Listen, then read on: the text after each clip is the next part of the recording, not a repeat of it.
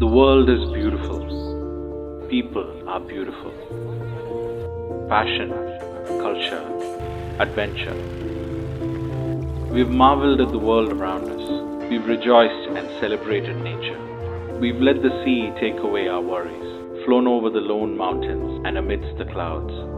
We've embraced new horizons and dawns.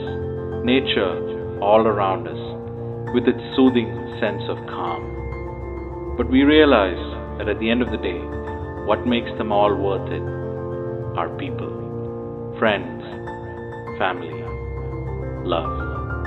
The earth is resting while we all stay home to protect, reflect, cherish, and heal.